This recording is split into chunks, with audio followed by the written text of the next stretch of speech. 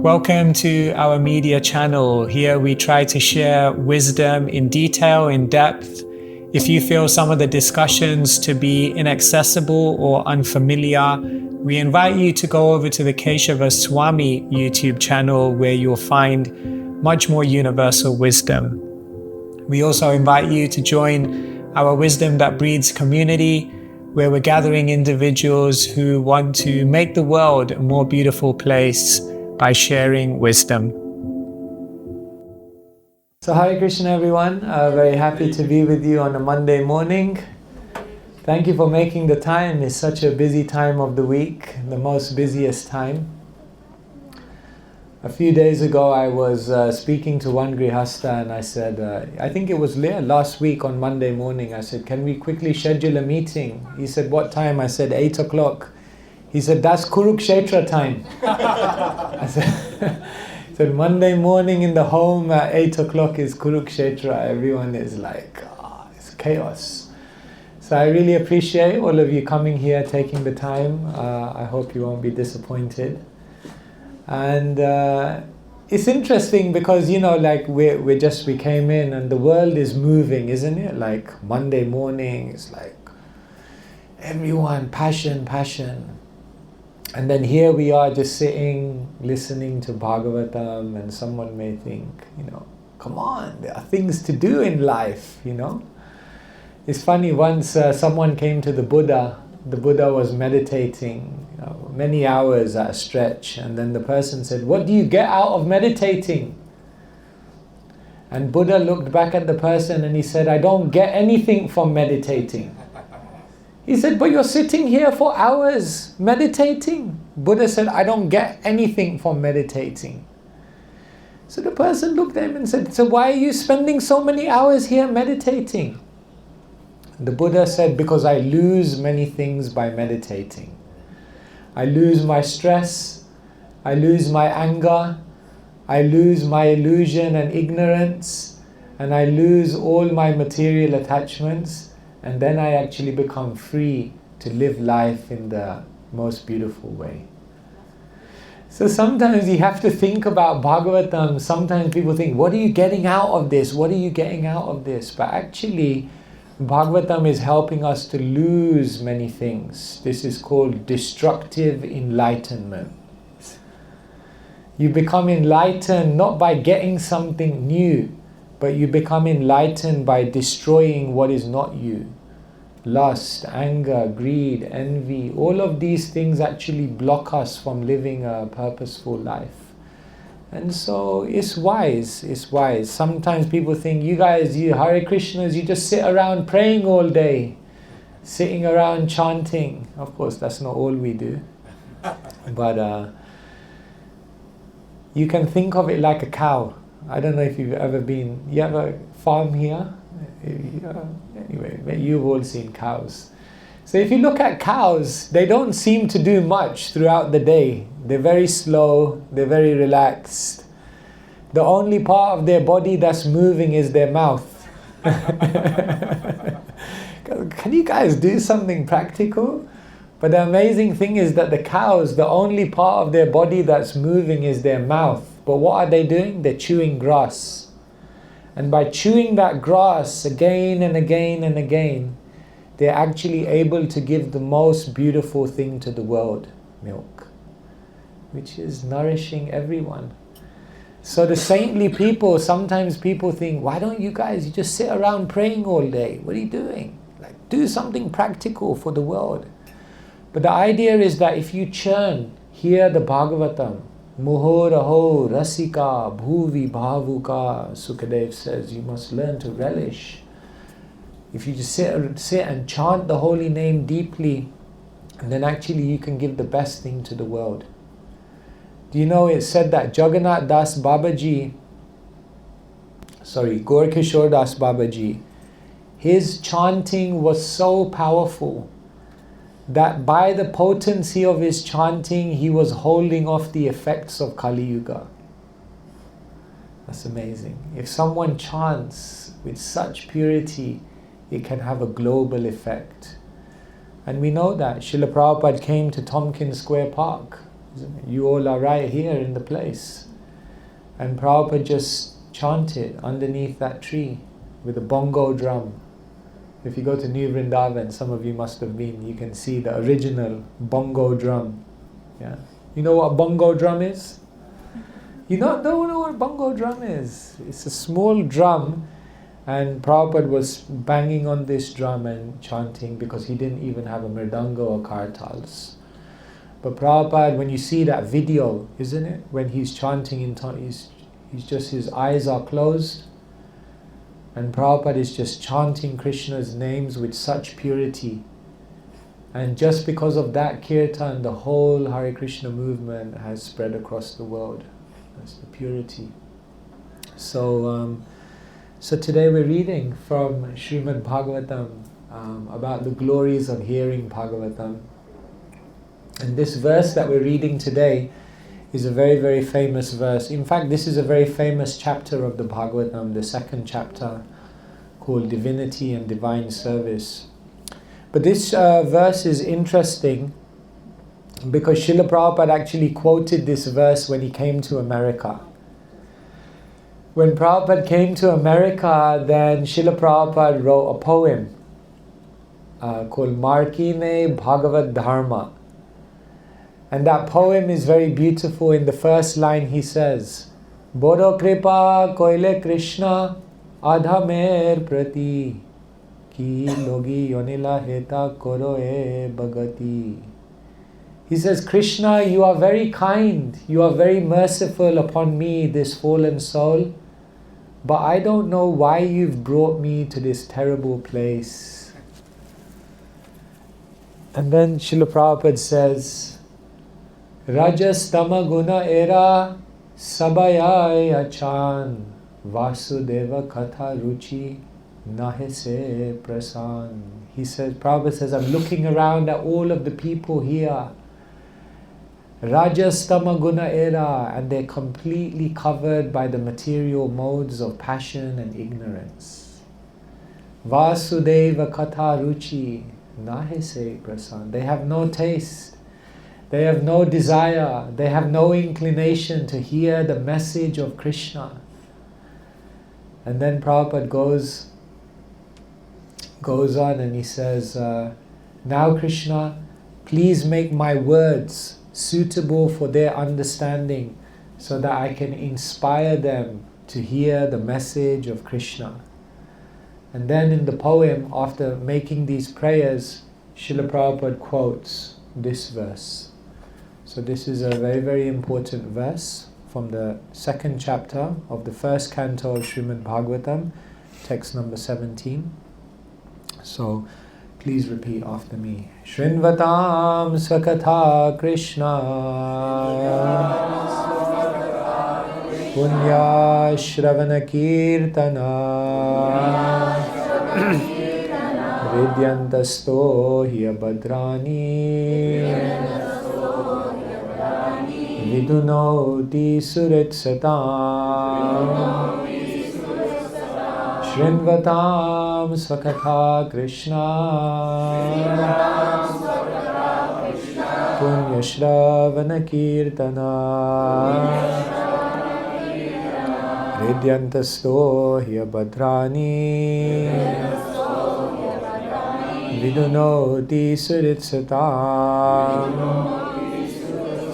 Shrinvatam Sakatha Krishna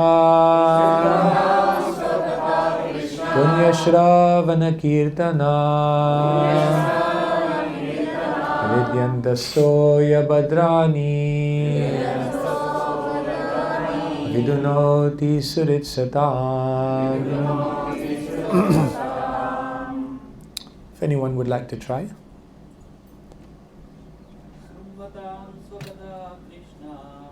Shrinvatam Sakatha Krishna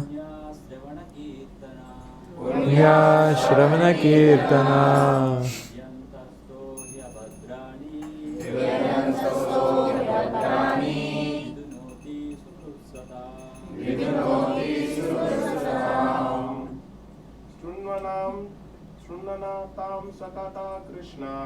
Shrinvatam Sakatha Krishna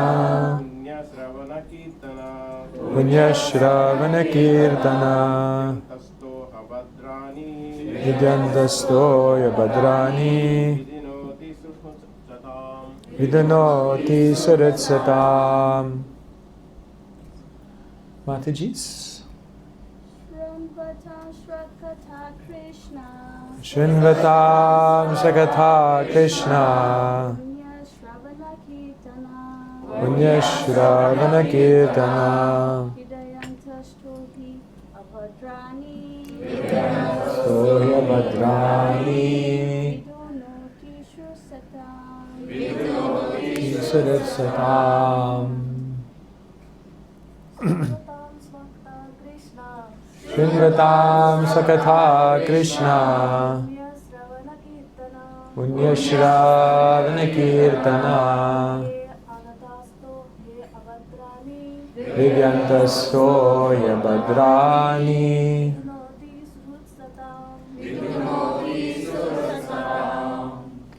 Thank you so much. Shrinvatam, those who have developed the urge to hear the message of Svakatha, his own words, Krishna, the personality of Godhead, Punya, virtues, Shravana, hearing, Kirtana, chanting, Ridyantasta, within one's heart. He certainly, Abhadrani, desire to enjoy matter. Vidunoti, cleanses. Surit, benefactor. Satam, of the truthful. Translation and purport by His Divine Grace, Sri Bhaktivedanta Swami Srila Prabhupada Ki. Translation. Shri Krishna, the personality of Godhead, who is the Paramatma Supersoul in everyone's heart, and the benefactor of the truthful devotee, cleanses desire for material enjoyment from the heart of the devotee who has developed the urge to hear his messages, which are in themselves virtuous when properly heard and chanted. Purport. Messages of the personality of Godhead, Shri Krishna, are non-different from Him. Whenever therefore offenceless hearing and glorification of God are undertaken, it is to be understood that Lord Krishna is present there in the form of transcendental sound, which is as powerful as the Lord personally. Sri Chaitanya Mahaprabhu in his Shikshashtaka declares clearly that the holy name of the Lord has all the potencies of the Lord, and that He has endowed His innumerable names with the same potency. There is no rigid fixture of time. Monday morning is also good. And anyone can chant the holy name with attention and reverence at his convenience. The Lord is so kind to us that He can be present before us personally in the form of transcendental sound, but unfortunately we have no taste for hearing and glorifying the Lord's name and activities. We have already discussed developing a taste for hearing and chanting the holy sound. It is done through the medium of service to the pure devotee of the Lord. The Lord is reciprocally respondent to His devotees when He sees that a devotee is completely sincere in getting admittance to the transcendental service of the Lord and has thus become eager to hear about Him. The Lord acts from within the devotee in such a way that the devotee may easily go back to Him. The Lord is more anxious to take us back to His kingdom than we can desire. Most of us do not desire at all to go back to Godhead. Only a very few men want to go back to Godhead. Do you want to go back to Godhead? Yes. You are in the elite class. But anyone who desires to go back to Godhead, Sri Krishna helps in all respects. One cannot enter the kingdom of God unless one is perfectly cleared of all sins. The material sins are products of our desires to lord it over material nature. It is very difficult to get rid of such desires. Women and wealth are very difficult problems for the devotee making progress on the path back to Godhead. And men for women. It's equally difficult. Many stalwarts in the devotional line fell victim to these allurements and thus retreated from the path of liberation. But when one is helped by the Lord Himself, the whole process becomes as easy as anything by the divine grace of the Lord. Okay, let me just stop there because it's a lot of information. Sometimes we have to read and then we have to digest. Did you know there's two ways that you can get blinded? One is when all of the lights go out. You get blinded. But the other way you get blinded is when all the light comes in one go and there's so much light that you can't see anything, isn't it? Therefore, we have to also ensure that whatever information we get, we're digesting it. So here Krishna says, Jai Shri Jagannath Baladev Subhadra Maharani ki, Shri Shri Gaur Nitai ki. Krishna is saying Abhadrani. Bhadra means something very good, very fortunate, very auspicious. Unfortunately, in our heart we have Abhadrani. We have many unfavorable things. Actually, we are our own worst enemy. We have many, many desires. And these desires actually get us into trouble. Have you noticed how your material desires get you into trouble? No? It's only me? Once there was a husband and wife and they were married for 50 years. So they were both 70 by this time. So the genie came to them and said, it's your golden anniversary, congratulations.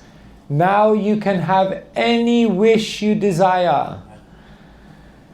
So the lady said, no, I'm happy. You have given me more than I could deserve in my life. The man said, I am happy, but I have one. If you are offering, then I'll ask for one thing.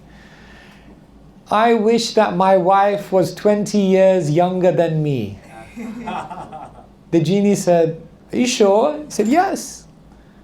Vroom. Immediately the man became 90. I said, no, there must be some mistake here. No, you asked for it. No, I meant something else. No, I'm just fulfilling your desire only. This is what actually happens. We have material desires. We think if I get this, this and this, if I achieve that, that and that, and if I get here, there and everywhere, then I'll be happy. And oftentimes our own material desires get us into problems because we realize it's not as good as we thought it would be. And not only that, it's actually bringing me far more problems than I had in the first place. Krishna, can I go back to how I was? So therefore Krishna says, Abhadrani. In our hearts we have the wrong desires. Therefore when Prahlad Maharaj was asked by Nrsingadev, do you want any benediction? He didn't ask, can my wife be 20 years? Well, he was only 5 years old anyway, he wouldn't have asked that. What was his prayer? Yadida shasime kaman varamscha vadadarshaba kamanam ridya samroham bhavatastu vrinay varam. Nrsingadev, you want to give me a benediction? Please give me the benediction kamanam ridya samroham, that all the material desires in my heart will vanish. Tomorrow, if all the material desires in our heart would vanish, we would be so blissful. We'd be so happy. The very things that we seek so frantically in this world are the very things which bring us so much pain.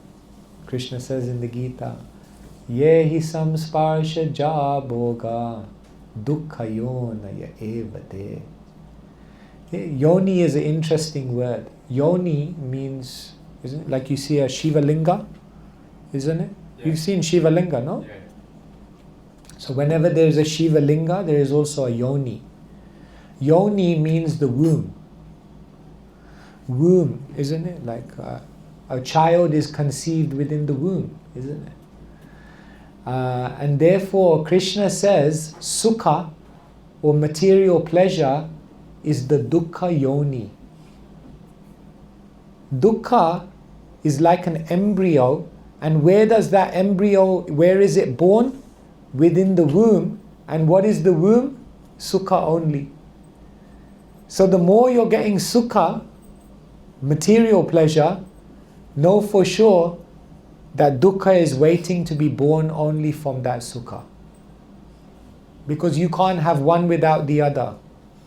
Just like, remember years ago they used to have cassette tapes. So there was an A side and a B side. And the A side had the song that you really wanted. And the B side had some junk song that you weren't interested in. But you have to take it. You can't say, I only want the A side, I don't want the B side. No, it comes as one cassette. Therefore it comes together.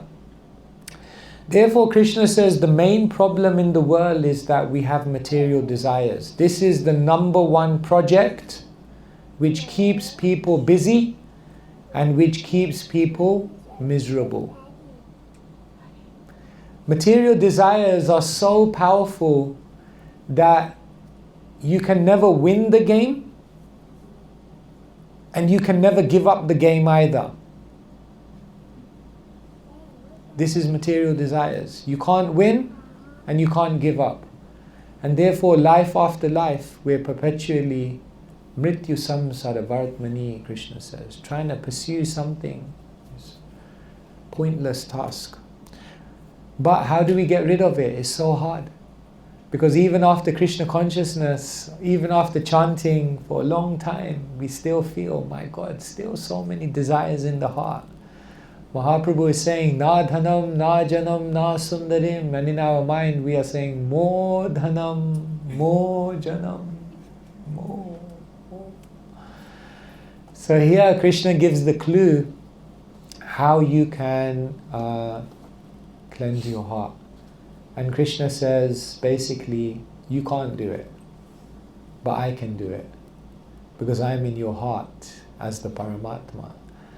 And if you develop the urge to hear Hari Kirtan and Hari Katha, then by hearing, actually I in your heart will begin to cleanse your heart of all these material desires, and then you will be free. You won't be imprisoned by these material desires anymore.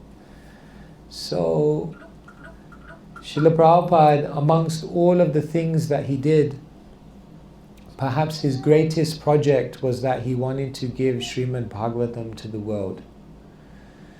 He worked on this project from day one till the final day.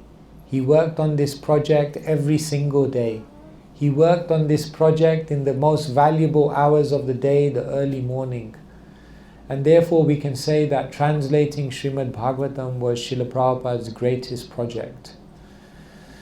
So therefore we must take advantage of it by hearing Bhagavatam.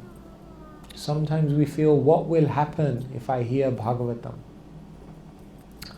Two amazing things will happen if you hear Srimad Bhagavatam attentively. I'll tell you a story. Once there was a monk, or not a monk, there was a young man and he wanted to become a monk. This is not my story, by the way. There was a young man and he wanted to become a monk. So he came to the monastery and there was one abbot. Abbot means in charge of all the monks. So the young man said, I want to become a monk. So the abbot said, yes, you can become a monk, but first you have to play a chess match. Do you play chess? said, you know a little bit of chess? Yeah, why not? The abbot said, if you play this match, after this match you can join the monastery, no problem. So he said, today you will be playing a chess match against our oldest monk in the monastery. So they sat on a table like this. The old monk was there, the aspiring monk was here, and the chess set was laid out. And just as they were about to start the chess game, the abbot said to the young monk, but there's one rule in this game. If he wins, I cut your head off. And if you win, I cut his head off. My God. Now the stakes were even higher. It wasn't just about joining the monastery, it was about maintaining your life. So they started playing. The moves were going on. This young man started sweating because he realized my life is dependent on this.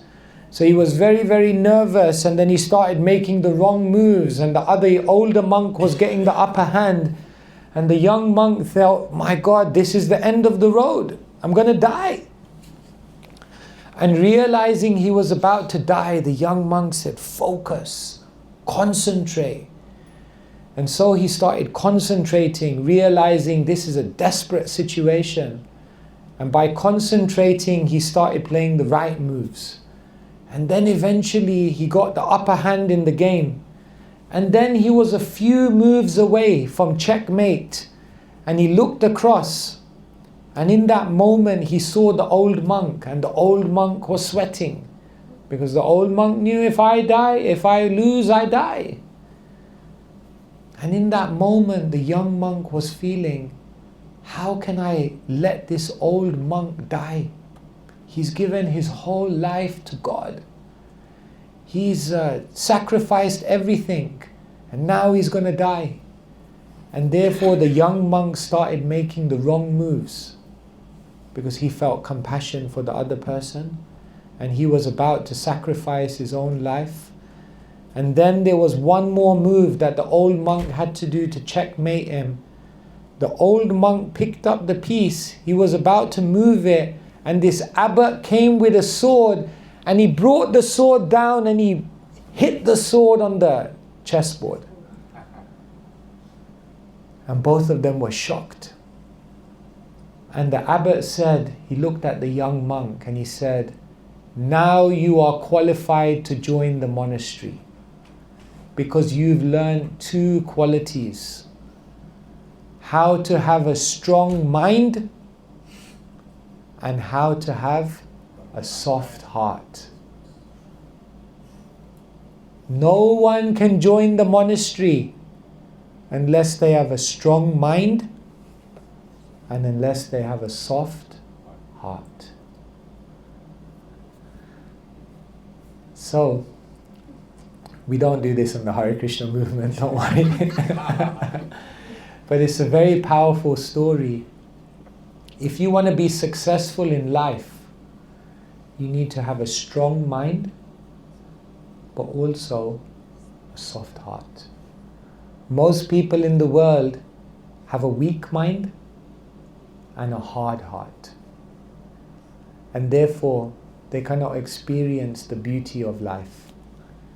So, why am I telling you this story? Because if you want to develop a strong mind and a soft heart, Srimad Bhagavatam is the literature which can help you to do that. We need a strong mind because this world is so unpredictable. This world is full of so many difficulties, obstacles. This world is full of so many shocking things that happen to us.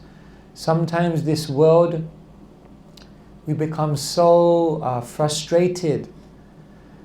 Therefore, when we read Srimad Bhagavatam, then it helps us to have a strong mind.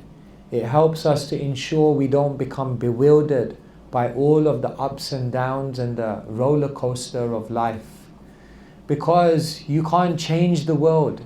The world is full of problems. It's the way the world is wired. You can't change it. But what you can do is develop a strong mind. Parikshit, was absorbed in Bhagavatam.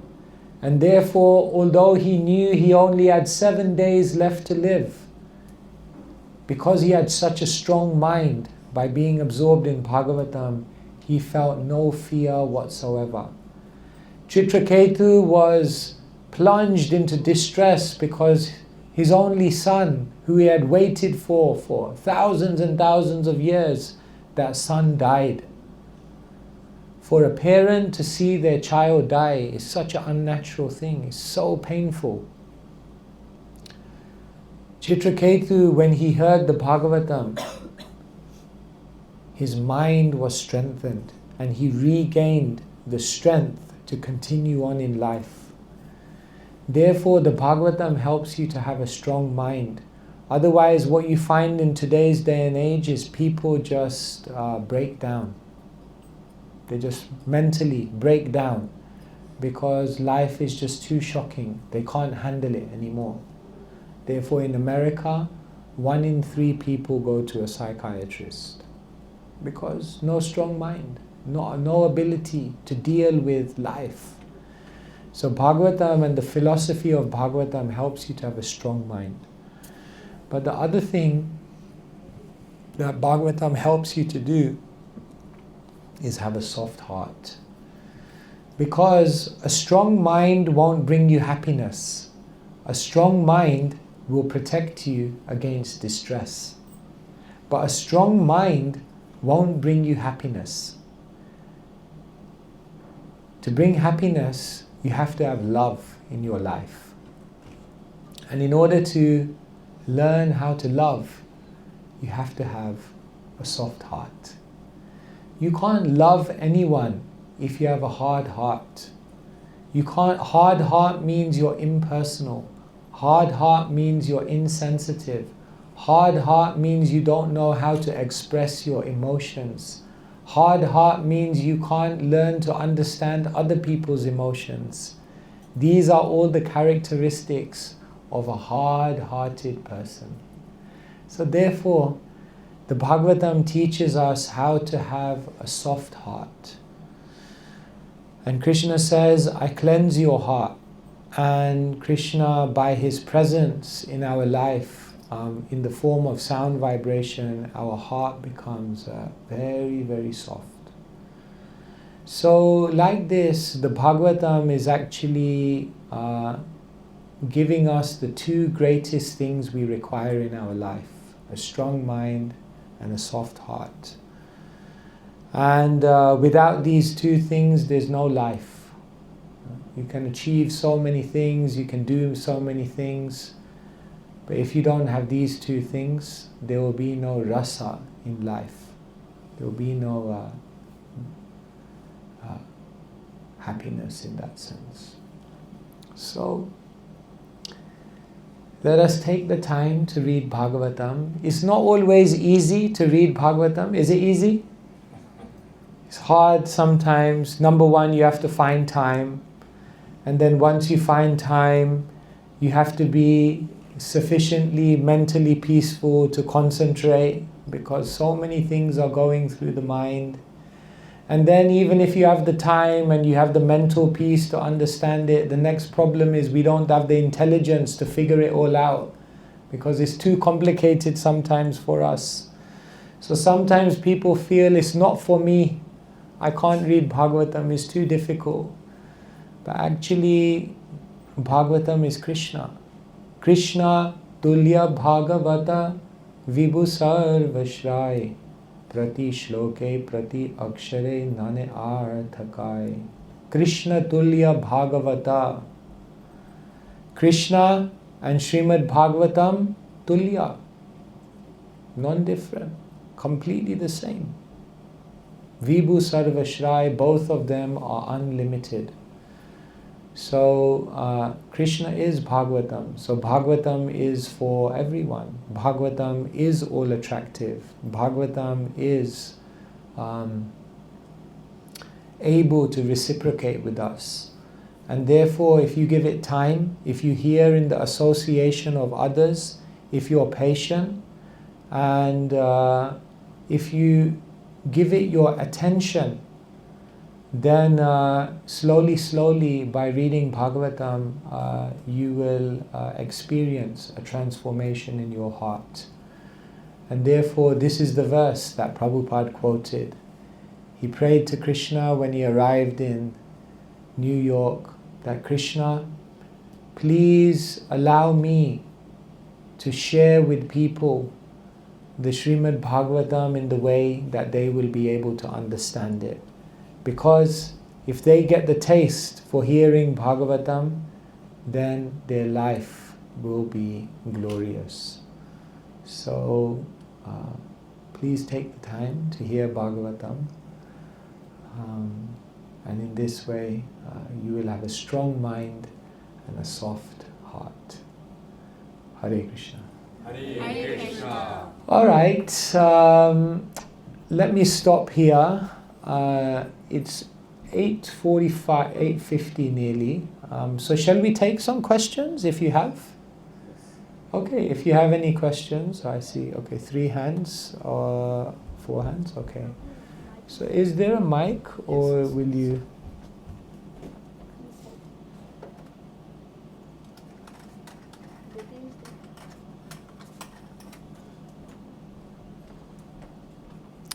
Yes. Hare Krishna. Prabhu, can you say your name? My name is Rakesh. Rakesh. Okay. Such a pleasure to have you over here. Nice to see you. Please accept our humble obeisances, all glory to Srila Prabhupada. Thank you for encapsulating the benefits of Srimad Bhagavatam, soft heart and a strong mind. Maharaj, every temple has its journey, and I'm going to ask a question in regards to taking the temple to the new heights, and a lot of devotees are putting in a lot of hard yards.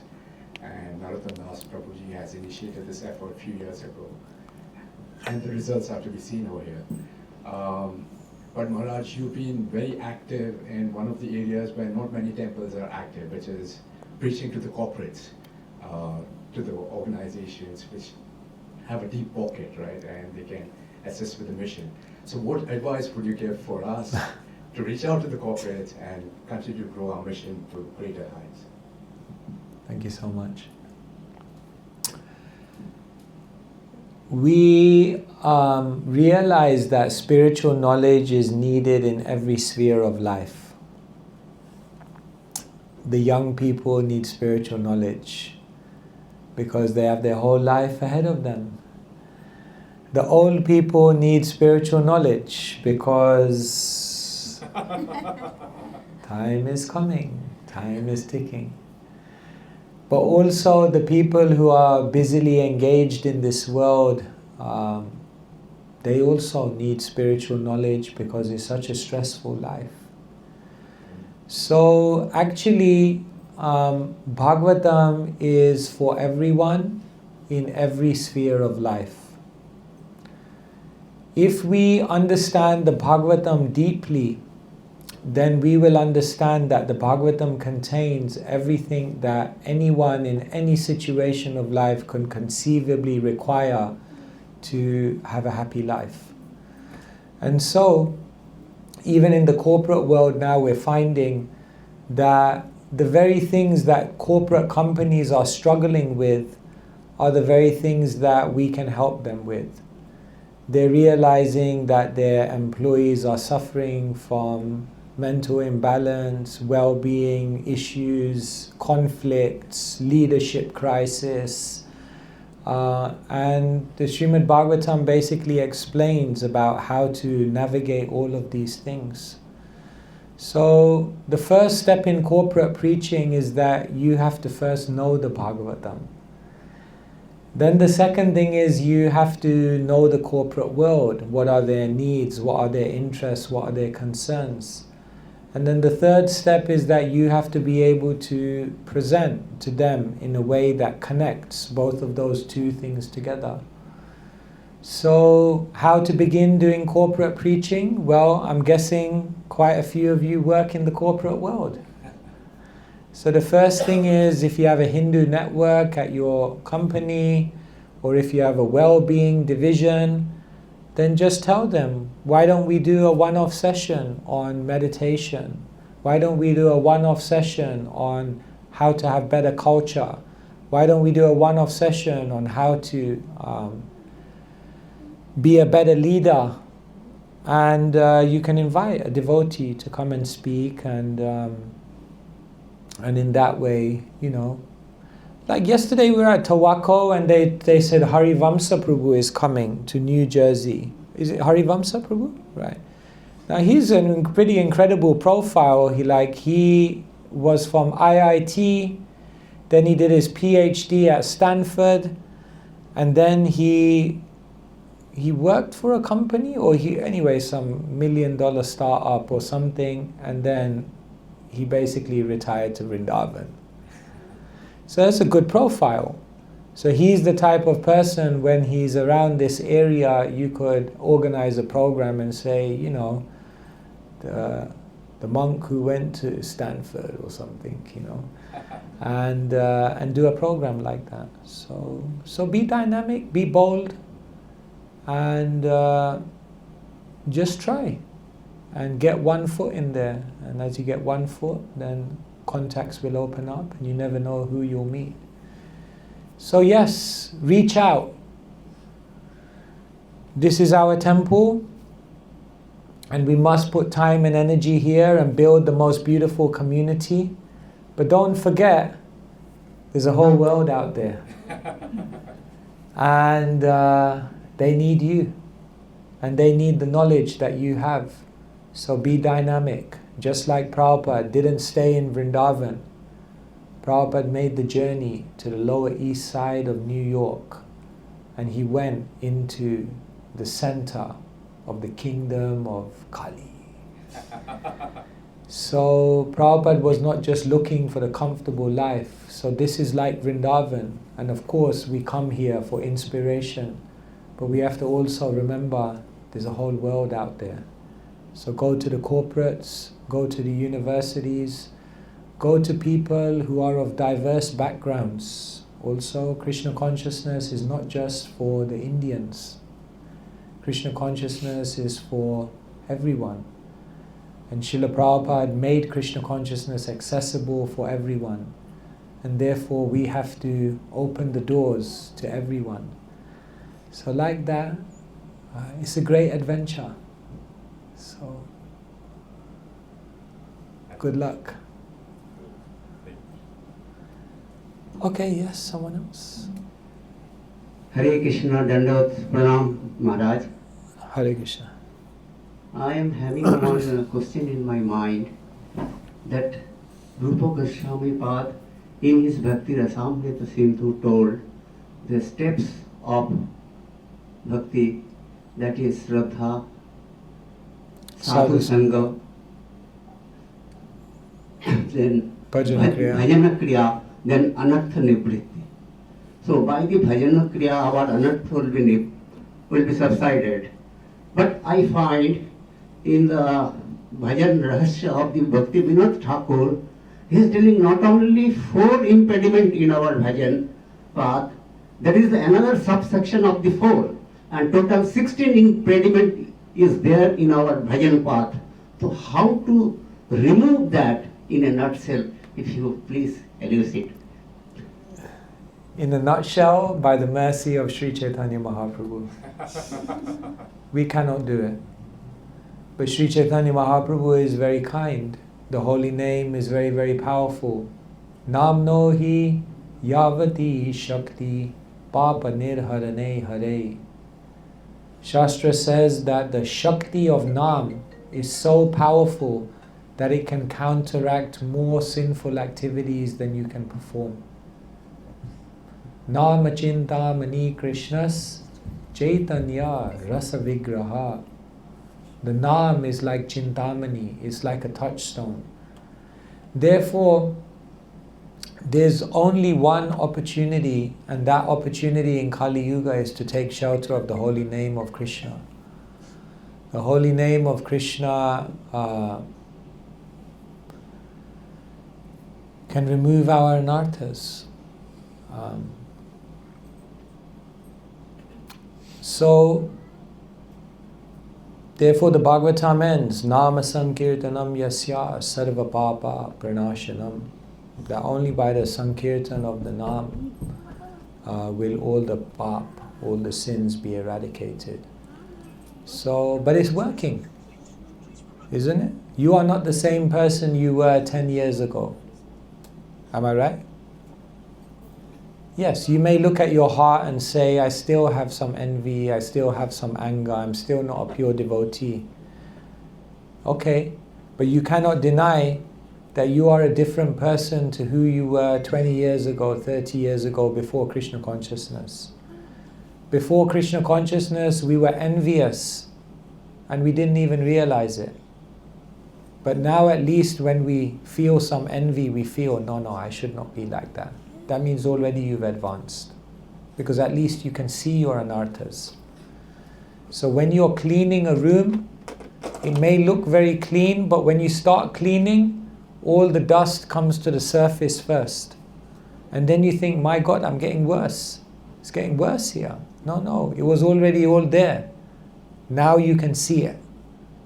But it's good. Now you can see it, then you'll get rid of it.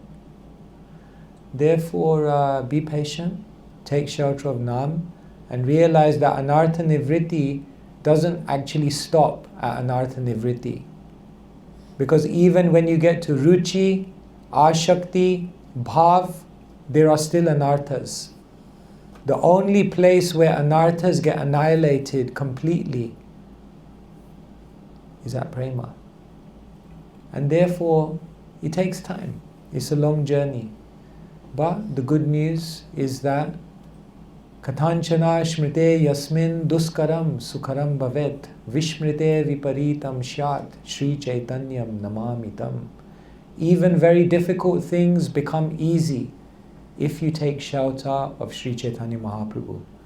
But if you don't, even easy things will become difficult. Alright? Thank you. Hare Krishna Maharaj, Dandavad Pranam. Thank you so much for a wonderful class like always. So Maharaj, my question is, you emphasize so much on soft heart, but this is my observation and I may be wrong, but soft heart you have, it means even you commit a single offense or single mistake, you go in a guilt trip for say a week, and then it affects your life gets hard. The heart is soft, life gets hard. I'm not worried about hard life, but hard life also sometimes leads to a poor mental health, which also leads to a poor progress in your spiritual life. So what's your take on that? No, therefore I said, soft heart, strong mind, both together. You should feel, when we commit an offense to someone, we should feel bad. When we make a mistake, we should feel bad. When we fall from the principles, we should feel bad. So that's good. But strong mind means we also understand I have to pick myself up and now I have to improve. And strong mind means I know what I need to do in order to improve and go forward from here. So if you only have a strong mind but you don't have a soft heart, then there's that not having any guilt is not good. We need to feel some guilt. But if you only have a soft heart and no strong mind, then the guilt overpowers you and debilitates you. Therefore, you need both side by side. You need to feel fallen, but hopeful. Fallen means soft heart, I realize I am. But hopeful means strong mind. I know there's a way forward. Does it make sense? Alright. Hare Krishna Maharaj. Thank you for your class. I have two questions. One was, what are the precautions that need to be taken care for devotees? As we have heard from Bhagavatam, it's like the devotees like Bharat Maharaj, Ajamil. So in general, like for us, What is the lesson from them? how we need to be precautious not to get distracted in our devotion. Yeah, the example of Bharat and Ajamil and all of these stories remind us that Maya is an equal opportunities employer. Maya doesn't discriminate. It doesn't matter who you are. It doesn't matter how long you've been in Krishna consciousness. It doesn't matter how learned you think you are. It doesn't matter how influential and popular you are. Maya can catch anyone. Therefore, Prabhupada said, my only complaint of my disciples is that they're not fearful enough of Maya. One devotee once came to me and he said, Prabhu, I went to the cinema and I didn't get affected. I said, sometimes the seed goes in one place and the effect comes out somewhere else. Because we don't realize we do things every day. We're playing with the material energy. One time Prabhupada was in a zoo, so they were walking past one cage. So there was a nice little kind of lion cub there. Just like, very nice, just looked like a cat. So the devotee went up and, like, Gucci, rah! It just like, looks very innocent, Looks very innocent, Maya. Therefore, Maya has many tricks. Tricks of Maya. One trick of Maya is complacency. I'm okay, I'm doing good. Don't be too serious about Krishna. You have to be balanced. Don't try and be a pure devotee too quickly. Relax. Some is okay. So complacency. Another trick of Maya is isolation. No, I can't relate to any of these devotees. I'll do it myself. No, I don't need to come to the temple. So what Maya does is it isolates you from devotees and then captures you. So that's another trick of Maya. Another trick of Maya is pride. Yes, I am there. No. The moment you think you're there. Premera svabhava yaha premera sambandh se mane Krishna mora nahi prema gandh. Kaviraj Goswami says the symptom of one who actually has prema is that they feel, I have no prema, I am so far away, I need more mercy. Therefore, pride is another trick of Maya. So like this, Maya has so many tricks. So many tricks. So we have to be aware, we have to be cautious. So I tell people, be Maya cautious and Krishna conscious. Some people are just Krishna conscious, but they're not Maya cautious. And some people are Maya cautious, but they're not Krishna conscious. Constantly in a... Okay, don't worry, Krishna will protect you, but be aware. So, it's a very dangerous world. So we have to be careful. Many people come to the Krishna consciousness movement. But how many stay? Just look at the statistics. So, the amazing thing is, even the people that leave the Krishna consciousness movement, they can't actually leave. Once a devotee said to me, there's only two options. Be a happy devotee or a miserable devotee. But devotee you will have to be now. Because joining Krishna consciousness is like joining the mafia. You can't leave. Because you know too much now. You can't, even if you try to go out there and enjoy, you won't be able to. Because you can't see it in the same way anymore. You try as much as you want. You'll be thinking of Krishna again. But if you're not connected with devotees, then you'll feel miserable, So anyway, like this. Is that okay? Thank you, Maharaj.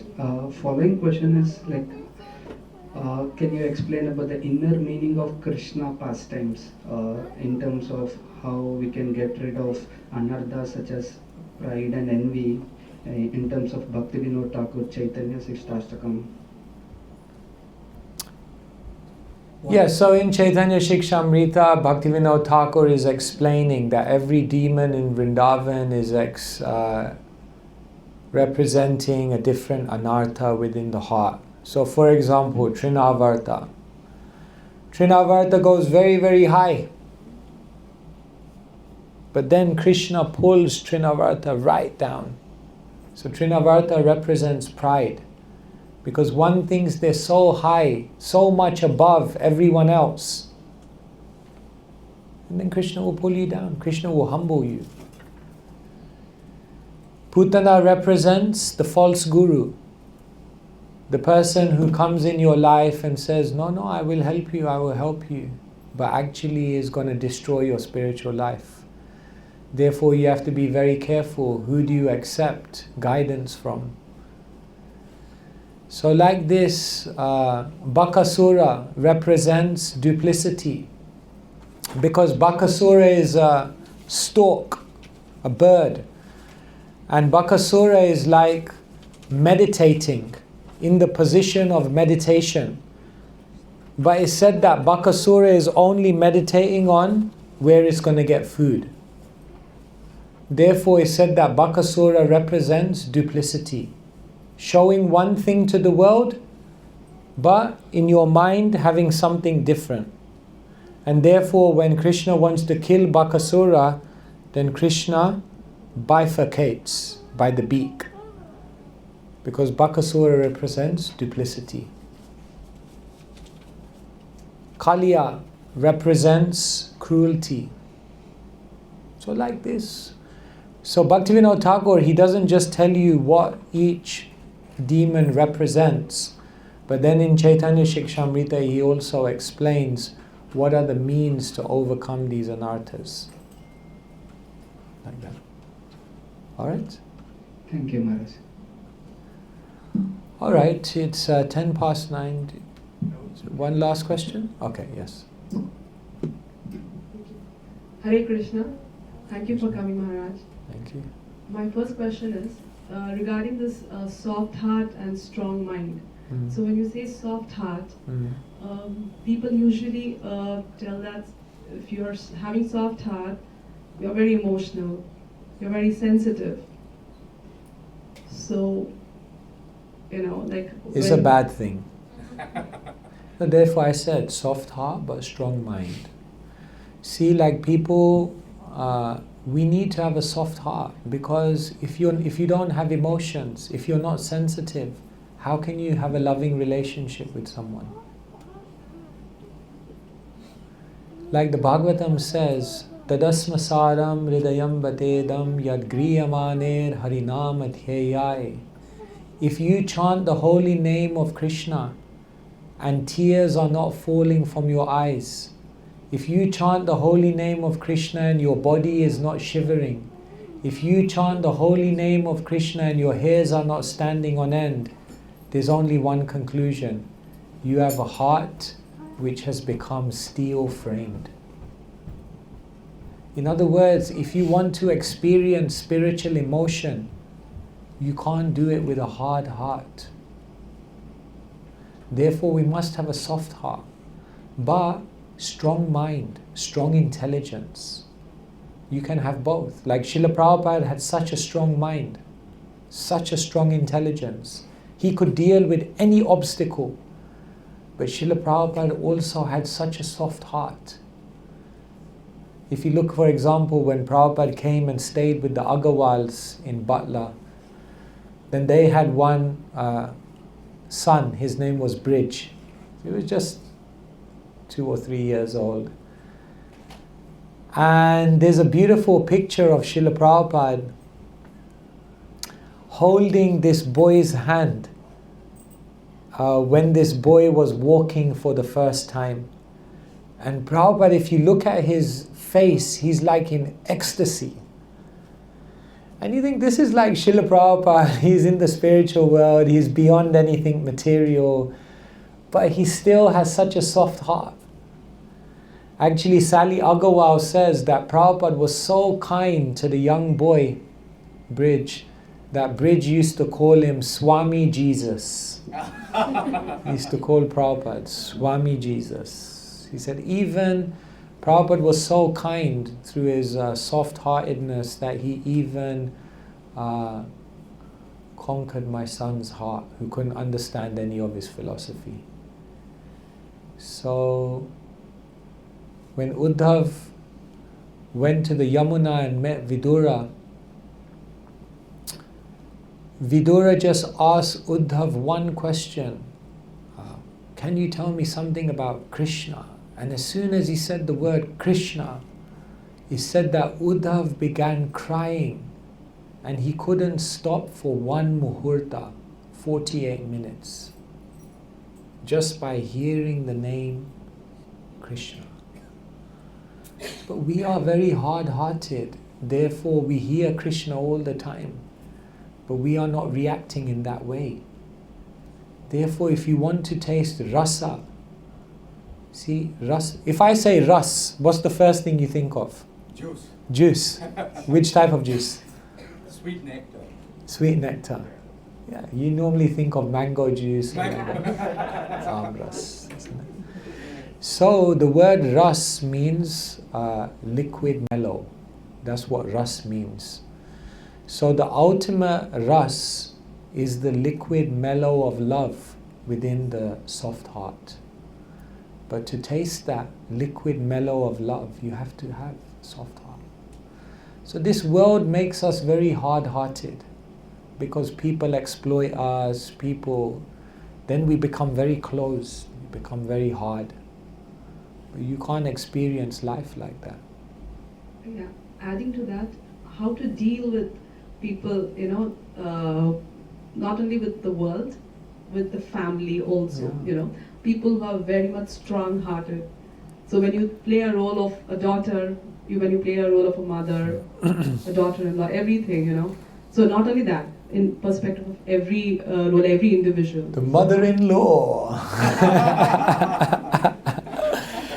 Yeah, it's hard navigating all these relationships, and then we think if I'm just soft, then people will walk all over me and this and that.